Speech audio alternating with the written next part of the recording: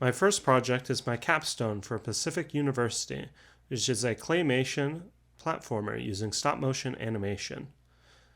This means all the characters, backgrounds, even the stage has their real-world counterpart.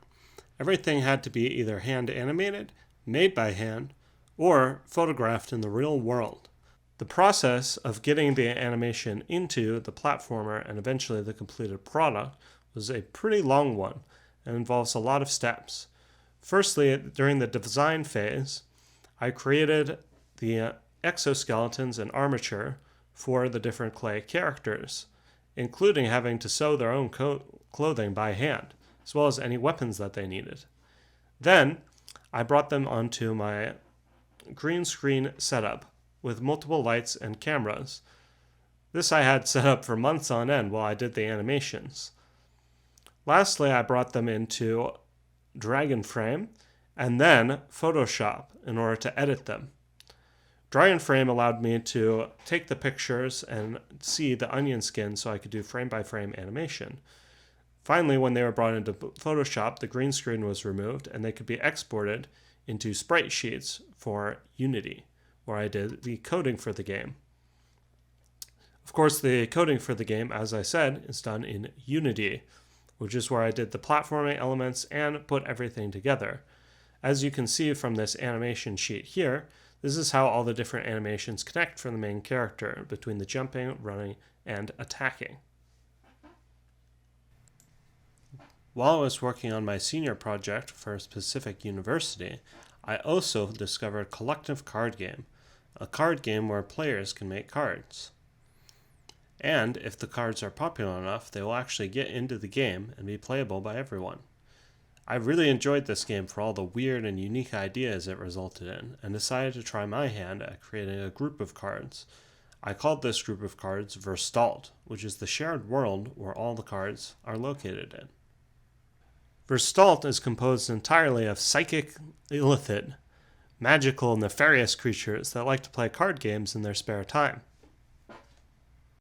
One of the things that makes Collective Card Game unique is the fact that anyone can get their cards into the game, assuming they are coded correctly and have enough support from the community.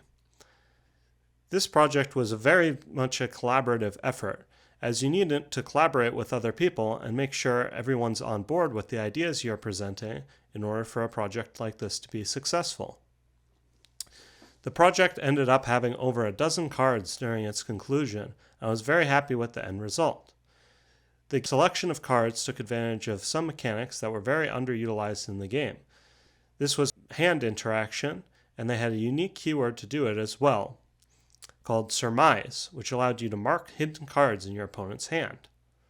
While I started out making the cards on my own, I was pleasantly surprised by how many other people were interested in the realm and ended up collaborating with a lot of other creators, some of whom were even so interested in my realm that they made cards all on their own. Finally, I had to teach myself the coding language with lots of help from the community about the ins and outs in order to code the cards myself. Here's an example of the coding language now. The language uses a sort of drag and drop functionality, as well as some options in order to create cards.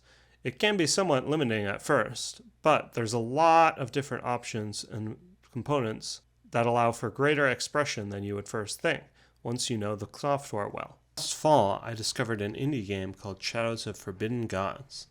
This game was super intriguing to me because of its in-depth gameplay and eldritch theme, so I decided to make a mod for the game called Ixthus, King of Cups, based on Arthurian legend. Shadows of Forbidden Gods is a reverse civilization build where you play as one of many great and eldritch deities destined to bring humanity to its knees. Ixthus, King of Cups, is a new one of these deities for the game that I modded into the game.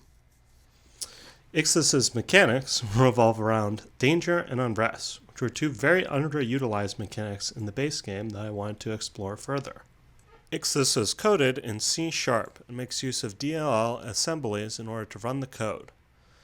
One of the major features of Ixthus is called Immortal Rulers, which allows rulers to come back to life after death. This was a feature that wasn't even close to implemented in the base game, and I had to work out completely on my own.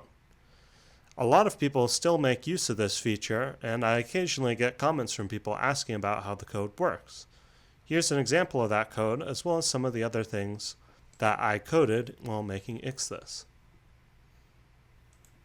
Ixthus was received very well for its innovative use of some of the underutilized game mechanics. In particular, one of the creators, who sometimes makes content for Shadows of Forbidden Gods and was Simply Fun Gaming, made a 50-minute long video about Ixthus, detailing all the different strategy and features that the god had. I was super enthused to see this video, as it confirmed my suspicions that a lot of people also realized that these game mechanics were underutilized.